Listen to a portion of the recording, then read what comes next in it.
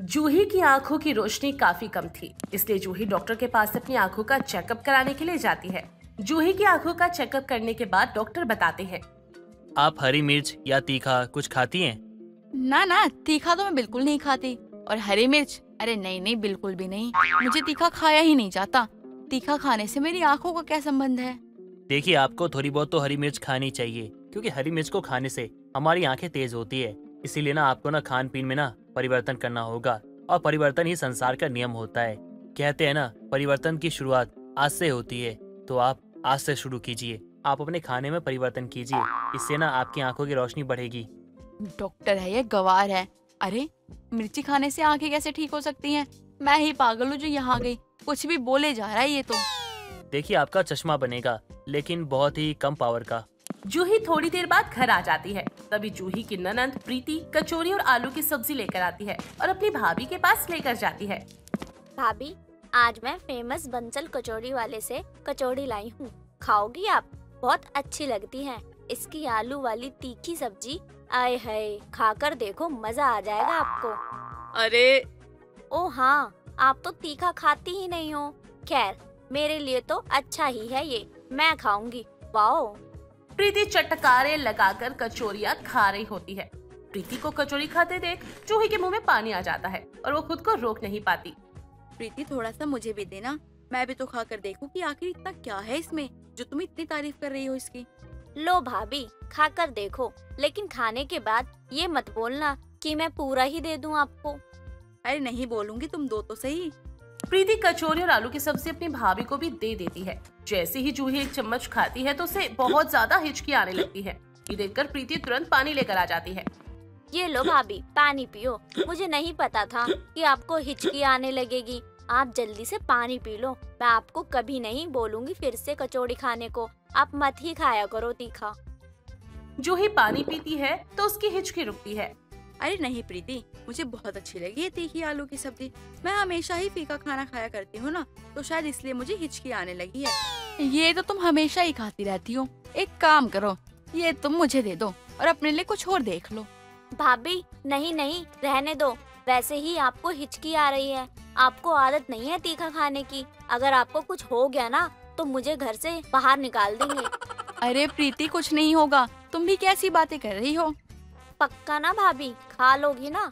वैसे कोई जरूरत नहीं है ये खाने की। अरे मैं जरूरत के लिए नहीं, बल्कि इसलिए खा रही हूँ क्योंकि मुझे अच्छी लग रही है। अब ज्यादा बोलो मत, मुझे दो। कल कॉलेज से आओगी तो मेरे लिए एक प्लेट लेते आना। जूही के मुंह पर अब तीखा लग चुका था। उसे अब तीखा खाने में बहुत ही मजा आने लगा था। वो बड़े ही मजे से अब तीखा खाना खा रही होती है। कुछ दिनों बाद जूही बाहर से मोमोज लेकर आती है और मोमोज की चटनी खूब भर भर कर खा रही होती है। तभी जूही की सास मनोरमा आती है। अरे बहू, क्या हो गया? तेरी तबीयत तो ठीक है ना? तू और तीखा खाना खा रही है। तुझे मिर्च नहीं लग रही? तू कब से तीखा खाने लग गई? माँ जी, मुझे कुछ दिनों पहले ही पता चला कि तीखा खाना इतना बढ़िया है। अगर यही मुझे पहले पता होता तो मैं रोज ही खाती। बहुत मजा आता है तीखा खाने में। और जब से सी सी सी वाली आवाज आती है ना, तब तो और भी ज्यादा मजा आता है। आप भी खाओगी? बहू, तीखा तुझे अच्छा लगने लगा है, वो तो ठीक है, लेकिन तू इतनी ज्यादा मोमोज की चटनी क्यों खा रही है? पेट में जलन होती है इतना तीखा खाने से। माँ जी, मैंने आधी जिंदगी तो फीका खाकर निकाल दी, तब तो मैं बिल्कुल ठीक थी। अब जब मैं तीखा खाने लगूंगी तो मेरी तबीयत थोड़ी ना खराब होएगी। तब भी तो मैं ठीक ही रहूंगी। मेरे पेट में जलन भी नहीं हो रही है। बहू, ये अभी नहीं होगी, बाद में होती है। अरे जितना तू अब तीखा खा रही है ना, ये देखकर तो अब मुझे यही लग रहा है कि पहले ही अच्छा था जब तू फीका खाना खाती थी। माँ जी, पहले वाले दिन तो अब चले गए हैं ना। अब आप मुझे खाने दो। जूही के तीखा खाने की आदत इतनी बढ़ गई थी कि वो हर वक्त तीखा ही खाती रहती और किसी की नहीं सुनती। ऐसे ही कई दिन निकल जाते हैं और निकलते दिन के साथ जूही अब और भी ज्यादा तीखा खाने लग चुकी होती है। एक दिन जूही बहुत ज्यादा तीखी सब्जी बनाती है और उसे खा रही होती है। तभी वहाँ पर प्रीति आती है और जैसे ही वो सब्जी खाती है तो उसे सब्जी बहुत ज्यादा तीखी लगती है। अरे भाभी, क्या जहर बनाया है आपने? ये आप किसे मारना चाहती हो? इतनी मिर्च डाल दी आपने इसमें। अरे लाल मिर्च? अरे नहीं नहीं, लाल मिर्च तो इसमें कमी है। ये तो सब्जी बनाई है मैंने, अच्छी लग रही है ना? इसे आप अच्छी कहती हो? अरे भाभी, गलती कर दी मैंने। आपको तीखा ही नहीं खिलाना चाहिए था मुझे। प्रीति, मेरे पेट में बहुत दर्द हो रहा है, कुछ करो। भाभी आप मजाक मत करो, मुझे पता है आपको कहीं ना दर्द हो रहा है। प्रीति सच में बहुत दर्द हो रहा है, कुछ करो। माँ जी को बुलाओ। हाय कितना दर्द हो रहा है। माँ जी कोई है, कुछ करो, मेरे पेट में बहुत दर्द हो रहा है। जूही को तकलीफ में देखकर मनोरमा और प्रीति उसे डॉक्टर से दवाई दिलाकर लाते हैं। मनोरमा जूही को नारियल पानी देती है और उससे बोलती है, बहू अब अकल आ गई है नहीं आई अब भी? मैं तुझे पहले ही बोल रही थी कि इतना तीखा मत खाया कर। अब तीखा खाने से हो गए ना पेट में छाले। माँ आप सही कह रही हो, भाभी ने तो हद ही कर दी तीखा खाने की। लाल हरी दोनों मिर्च खाती है, वो भी झोंक के। भाभी अब आपको खुद का ध्यान रखना है, आपकी ये हालत हो गई है। मुझे नहीं पता था कि तीखा खाने से इतनी तबीयत खराब हो जाएगी मेरी। अब तो पता चल गया ना बहू, अब तू बस तीखा बिल्कुल छोड़ दे और पहले की तरह फीका खाना खाने लग जा। शरीर को तीखा सबसे ज्यादा नुकसान करता है। माँ जी मेरी वजह से आप लोगों को इतनी परेशानी हुई, इसलिए अब मैं तीखा नहीं खाऊंगी। आप लोगों को और कोई परेशानी होने नहीं दूंगी मैं। चलो भगवान का शुक्र तो है, भाभी को अकल आ ही गई। जूही की तबीयत खराब होने के बाद वो तीखा खाना छोड़ देती है, लेकिन वापस से फिर से तीखा खाने लगती है। कुछ देर बाद जूही फोन में चाट देखती है। चाट? हाय चाट देखकर तो मुंह में पानी ही आ गया। इतने दिन हो गए हैं मैंने कुछ तीखा खाया ही नहीं है। वैसे अब मेरी तबीयत भी ठीक हो गई है, आज घर पर चाट बनाकर खाऊंगी। माँ जी और घर में किसी को पता ही नहीं चलने दूंगी, वरना सब मुझे बहुत सुनाएंगे। जूही अब सबसे छुपकर चाट बनाती है और मजे से खाती है। जूही ने जो तीखा खाना छोड़ दिया था वो आधा तब फिर से चाट खाने में उसने लगा ली थी। अब जूही हर रोज तीखा खाने लग गई थी, बिल्कुल बेफिक्र भी हो गई थी, क्योंकि अब उसकी तबीयत जो ठीक थी। कुछ दिन बाद जूही की फिर से पेट में दर्द होने लगा था और दर्द की वजह से जूही बेहोश भी हो जाती है। घर वाले जूही को हॉस्पिटल लेकर जाते हैं, जहाँ जूही का इलाज होता है और उसे ग्लूकोज भी चढ़ाना पड़ता है। जूही को जब होश आता है तो सामने प्रीति और मनोरमा थे। भाभी आपको पहले ही मना किया था कि तीखा मत खाओ, आपकी सेहत के लिए तीखा खाना बिल्कुल भी ठीक नहीं है, लेकिन आपने हमारी बात नहीं सुनी। बहू तुझे हमारी नहीं पड़ी है तो अपनी ही फिक्र कर ले। आज तू अपनी गलती की वजह से हॉस्पिटल आ गई और अब जरा सा तीखा खाना तुझे भारी पड़ सकता है। माँ जी आप ये क्या कह रही हो? क्या हुआ है मुझे? मैं तो ठीक हूँ ना। नहीं भाभी आप बिल्कुल भी ठीक नहीं हो, आपको अल्सर की शिकायत हो गई है। आपने हद से ज्यादा तीखा खा लिया है और अब आपके पेट के छाले बढ़ गए हैं। बहू अब तू खुद सोच ले, तुझे अपना परिवार चाहिए या तीखा खाना खाना है? बहू हम तेरा भला ही चाहते हैं, इसीलिए समझा रहे हैं कि अब तू बिल्कुल भी तीखा मत खाइयो। मुझसे बहुत बड़ी गलती हो गई है। मेरा इतना अच्छा परिवार है, लेकिन मैंने फिर भी अपनी सेहत के साथ खिलवाड़ किया। मैं अब वादा करती हूँ मैं कभी भी तीखा नहीं खाऊंगी। जूही अब बिल्कुल तीखा खाना खाना छोड़ देती है और बस अपनी हेल्थ पर ध्यान देती है। कोकिला बहुत ही शांत स्वभाव की थी और वह हर वक्त राम नाम जपती रहा करती थी। लेकिन वही कोकिला ने कुछ ही महीने पहले अपने बेटे विकास की शादी की थी और कोकिला अपनी बहू में जो गुण ढूंढ रही थी वो उसमें बिल्कुल भी नहीं थे। माँ ये गलती से गिर गया, क्या करूँ अब? शीला मुझे बिना बात ही सुनाएगी। तो जा बेटा, मैं साफ कर दूंगी। आपको दिख नहीं रहा है सुबह से घर में कितना काम होता है, लेकिन आप है कि उन कामों को बढ़ाने पे लगे हुए हो। कभी आपने मेरा काम करने का सोचा है? अरे वो तो मैं चाय का कप किचन में रखने आ रहा था, तभी वो मेरे हाथों से छूट गई और देखो ना क्या हो गया। मैं तो तुम जैसे आलसी कामचोर इंसान से शादी करके ही पछता रही हूँ। अरे बहू शांत रहा कर, इतना चिल्लाने की क्या जरूरत है जब मैं ये साफ कर ही रही हूँ तो। माँ जी इन्हें आपके लाड प्यार ने बिगाड़ के रखा है। अगर मेरी ऐसी औलाद हो जाए ना तो मैं उसे मार मार के सुधार दूँ। बहू शांत हो जा, ऐसी भी क्या बात हो गई जो इतना चिल्ला रही है तू? कोकिला बहुत ही शांत रहती थी और वो अपने परिवार में भी शांति चाहती थी, लेकिन कोकिला की बहू शीला की आदत थी कि उसे बात बात पर गुस्सा आ जाता था, जिसके बाद वो अपना आपा खो दिया करती थी और कभी कभी तो वो किसी बात को लेकर इतना ज्यादा इमोशनल हो जाती थी कि उसकी इमोशनल कैरेक्टर को रोकना मुश्किल हो जाता था। अरे कोकिला कहाँ है तू? मोहल्ले में मातम का माहौल छाया हुआ है। अरे कांता की सांस नहीं रही अब। क्या बात कर रही हो चंपा काकी? ये सुनकर तो बहुत बुरा लगा। अरे माँ जी आप यहाँ क्या राम राम जप रही हो? वहाँ आपकी जानने वाली सुजाता काकी का राम नाम सत्य हो गया। तू चल, मैं अभी आती हूँ राम नाम जप पूरा करके। अरे अरे रुकिए चंपा काकी, मैं भी चलती हूँ। सुजाता काकी की शोक सभा में मुझे भी उनसे बड़ा ही लगाव था। बहू सुन, रुक जा, तू कहीं नहीं जाएगी। कोकिला हाथों में माला लिए राम नाम जपते हुए उसे फेर रही होती है और इतने में उसकी बहू शीला उसकी बातों का अनसुना करके सुजाता जो उसकी पड़ोसन थी उसके शोक सभा में शामिल हो जाती है। अब वहां पहुंचकर शीला सबके साथ रोने लगती है। अरे सुजाता काकी, आप हम सबको छोड़कर नहीं जा सकती हैं। हम सबका आपके बिना क्या होगा? आपके बच्चे आपके बिना कैसे जी पाएंगे? और तो और वो पान वाला, उसका क्या, जिसके साथ आपका चक्कर चल रहा था, आज तो उसने भी दुकान नहीं खोली। आपके मरने की खबर सुनकर हे भगवान, तूने ये क्या कर दिया? अब इसे कैसे शांत करवाऊं? कितना ड्रामा कर रही है, एकदम ड्रामे पर उतर आई है ये। रो तो ऐसी रही है जैसे सच में इसकी सास मर गई हो। अरे कोकिला, ये क्या बोले जा रही है? पान वाले से चक्कर? इसे यहाँ से लेकर जा, वरना यहाँ से एक नहीं 2 लाशें उठेंगी। तो तुझे क्या जरूरत थी इसे ये सब बताने की? तू जानती है ना, जब इमोशनल होती है तो जो ना भी बोलना हो वो सब बक देती है। अरे मुझे क्या पता था, ये ऐसे मौके को भी नहीं छोड़ती। अब इसे शांत करवा और ले जा यहाँ से। अब कोकिला जैसे तैसे अपनी बहू को उस शोक सभा से घर लेकर आती है। अभी भी शीला सिसक सिसक कर रो रही थी। तेरा ड्रामा हो गया हो तो जाकर नहा ले, उसके बाद किसी काम में हाथ लगाना। माँ जी, मुझसे कोई काम नहीं होगा।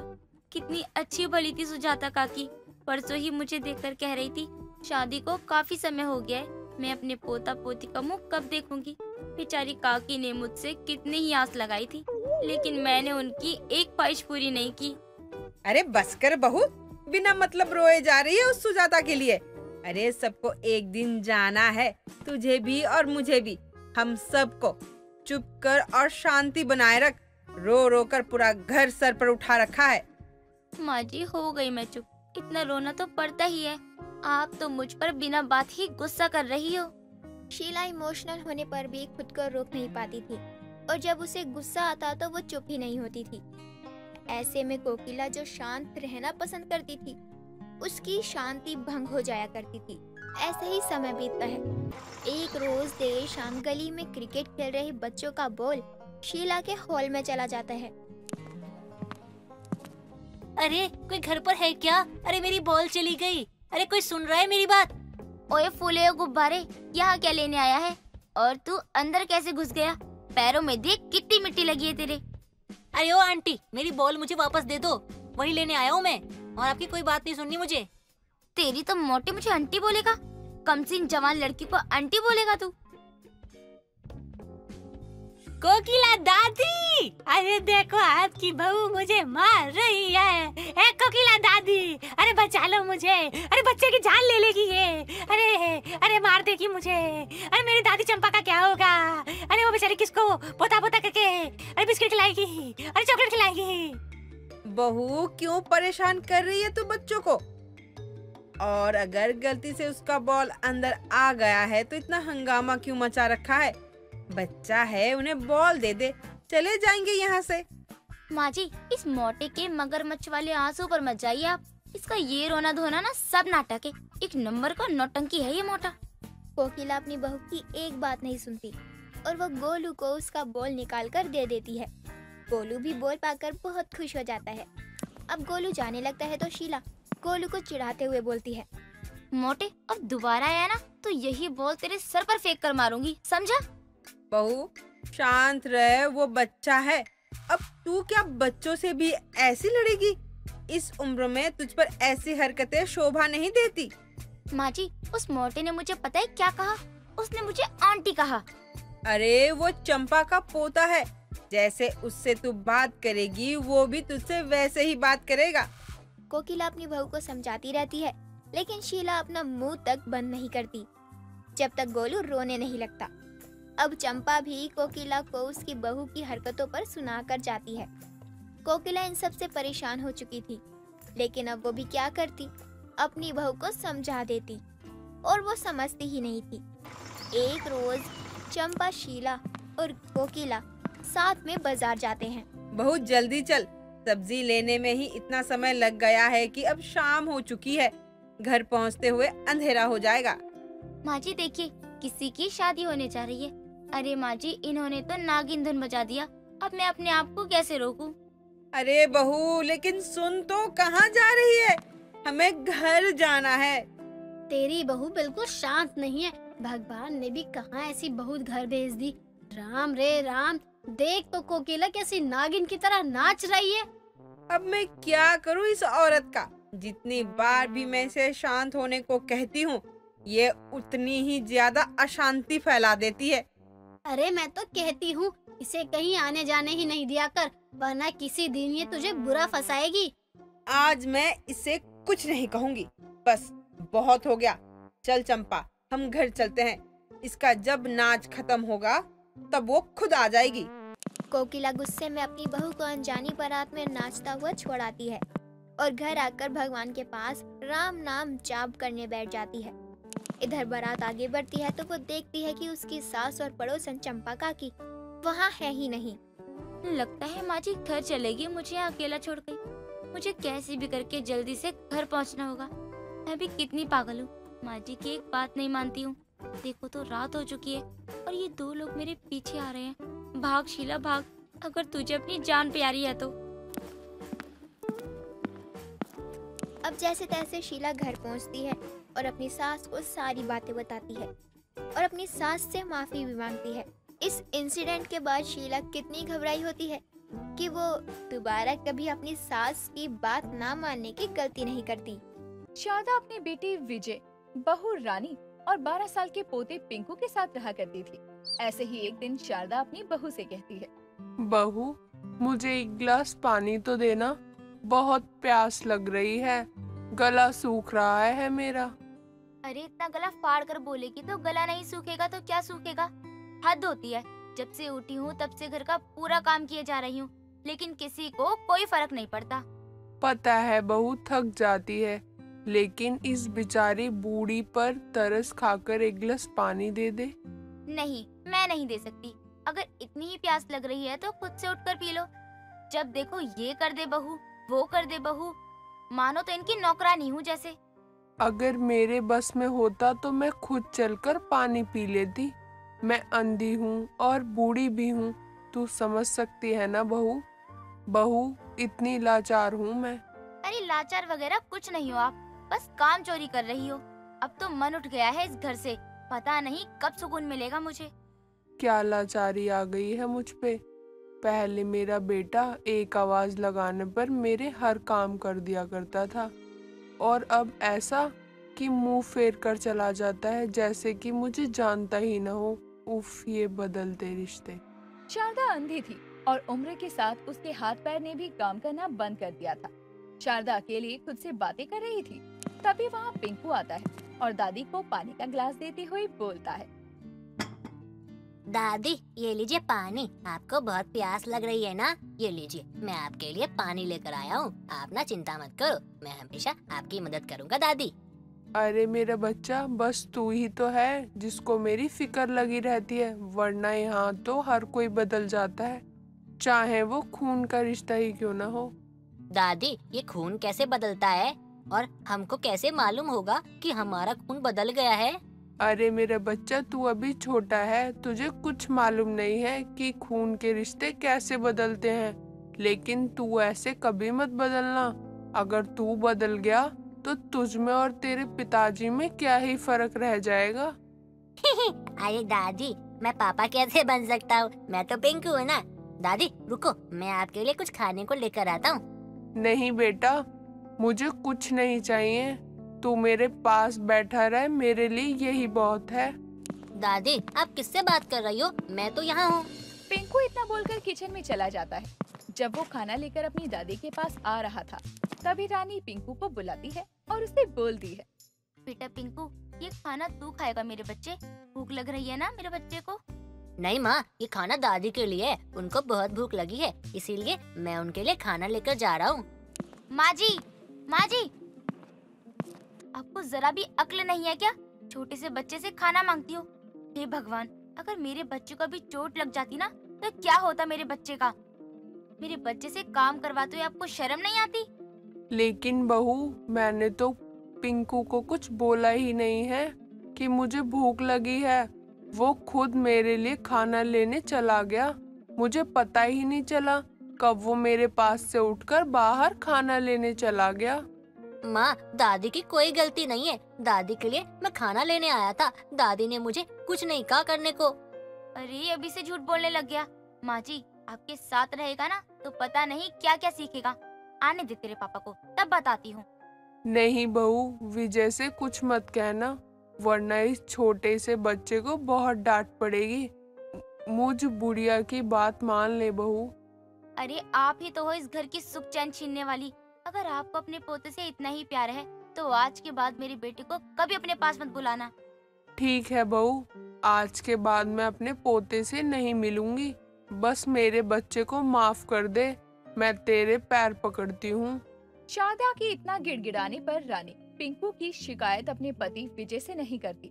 ऐसे ही वक्त गुजरता है। एक दिन रानी अपनी सास की शिकायत लगाती है। तभी विजय अपनी माँ से कहता है, माँ, आपको जरा भी होश है या नहीं है? आपको समझ नहीं आता? चलो माना आपको दिखाई नहीं देता। आपके हाथ पाँव तो सही सलामत है ना? बेटा, तू बोलना क्या चाहता है कि मैं घर का काम करूं? लेकिन मुझे लगता है शायद तुझे दिखाई नहीं देता। माँ, आप क्या बोले जा रही हो? थोड़ा सोचा करो। आप मेरी माँ हो, इसका मतलब ये नहीं कि आप मुझे कुछ भी बोल दो, वो भी मेरी पत्नी के सामने, और मैं चुपचाप सुनता रहूं। हाँ बेटा, मुझे माफ कर दे। मैं तो भूल ही गई थी कि मैं अंधी और बूढ़ी हूँ, जिसकी कोई अहमियत ही नहीं थी। और इसे ही कहते हैं बदलते रिश्ते। माँ, आप कुछ भी बोल रही हो। और यहाँ पर कौन सा रिश्ता बदल गया? मैं हूँ, रानी है, मेरा बेटा भी है, और आप खुद भी यहाँ पर हो। तो कैसा रिश्ता बदल गया? बताओ मुझे। पहले मैं थी और अब तेरे लिए तेरी बीवी है। मैं मर जाऊंगी ना, तब भी तुझे कोई फर्क नहीं पड़ेगा। माँ, आप कैसी बातें कर रही हो? रानी की तबीयत खराब है, आज बुखार है उसे, इसलिए मैं आपसे बात कर रहा हूँ।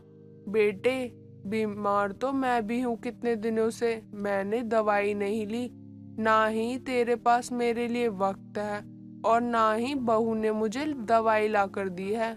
बीमार तो मैं भी हूँ कितने दिनों से, मेरे सीने में दर्द है। क्या? मैंने तो रानी को पैसे दिए थे ना दवा लाने को। रुको, मैं अभी रानी से पूछता हूँ। रानी, रानी।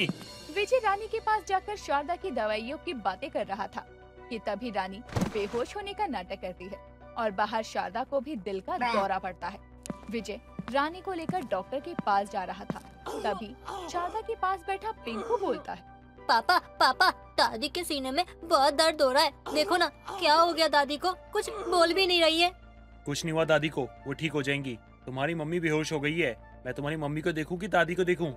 पापा, पापा, दादी को देखो ना, दादी को क्या हुआ है? और माँ हमेशा दादी को डांटती रहती है, खाना तक नहीं देती। अभी बेकार का वक्त नहीं है मेरे पास, समय बर्बाद मत कर। तेरी मम्मी बेहोश है ना, उन्हें अस्पताल लेके जाना है। मैं बाद में बात करता हूँ। विजय अपनी बेहोश बीवी को लेकर हॉस्पिटल जाता है और दर्द से तड़पती माँ को उसी हालत में छोड़ देता है। तभी पिंकू अपने पड़ोसियों को बुलाता है। सभी लोग मिलकर शारदा को हॉस्पिटल ले जाते हैं। जब विजय घर लौटकर आता है, तभी वहाँ उनकी पड़ोसन विमला आती है और बोलती है, वाह बेटा वाह, क्या लायक बेटा है तू अपनी माँ का। अरे मैं तो भूल ही गई कि सगी माँ कहाँ है तेरी, तभी तो सौतेले जैसा बर्ताव कर रहा है ना तू। क्या कह रही हो चाची? होश में हो आप? भला मैं अपनी माँ के साथ सौतेला बर्ताव क्यों करूँगा? तू है सी लायक। जिस माँ ने तुझे मंदिर की सीढ़ियों से उठाकर इतना बड़ा किया, तू आज उसी के साथ ऐसा कर रहा है। क्या? मंदिर की सीढ़ियों से उठाया था मुझे? नहीं नहीं नहीं, ये सच नहीं हो सकता। अरे उस देवी की कहानी यही नहीं रुकती। जिस दिन उसे पता चला ना कि तू सही तरीके से देख नहीं सकता, तू अंधा है, तभी उसने अपनी आंखें तेरे नाम कर दी। नहीं नहीं, ये नहीं हो सकता। जहाँ तक मुझे याद है, मुझे तो कुछ ऐसा याद नहीं कि मैं पहले अंधा हुआ करता था। रुक, मैं तुझे कुछ तस्वीरें दिखाती हूँ, उन तस्वीरों में तू अंधा और तेरी शारदा माँ बिल्कुल ठीक थी। और वैसे भी मुझे ये लगता है कि ये सब बातें बताने की जरूरत नहीं थी। माँ है तुम्हारी और अपनी माँ को कौन परेशान कर सकता है, लेकिन तूने दिखा ही दिया कि तू सौतेला था और रहेगा। विमला की बात सुनकर विजय अपनी माँ से मिलने जाता है और अपनी माँ को अधमरी हालत में देखकर बहुत रोता है। शारदा के सामने जाकर माफी मांगता है। तभी शारदा की आंखें खुलती है और वो बोलती है, मेरा राजा बेटा है ना तू, मुझे कुछ नहीं होगा।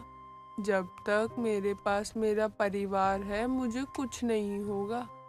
माँ मुझे माफ कर दो माँ, मेरी लापरवाही के कारण आपके साथ ये सब हो गया। मैं खुद को कभी माफ नहीं कर पाऊंगा माँ, मुझे माफ कर दो माँ। बहू कहाँ है और मेरा पिंकू कहाँ है? चल अब मुझे घर ले चल, मुझे यहाँ जरा भी अच्छा नहीं लग रहा है। बहू के जो तीखे ताने सुनने की आदत हो गई थी मेरी। शारदा की बात सुनकर वहाँ सभी हंसने लगते हैं। रानी को भी अब खुद के किए पर शर्म आती है और वो अपनी सास से माफी मांगती है। कुछ दिनों बाद विजय अब अपने परिवार के साथ खुशी खुशी रहने लगता है। दोस्तों, अगर आपको ये कहानी पसंद आई तो इसे लाइक करें, शेयर करें और कमेंट करके बताएं कि कहानी में आपको सबसे अच्छा क्या लगा।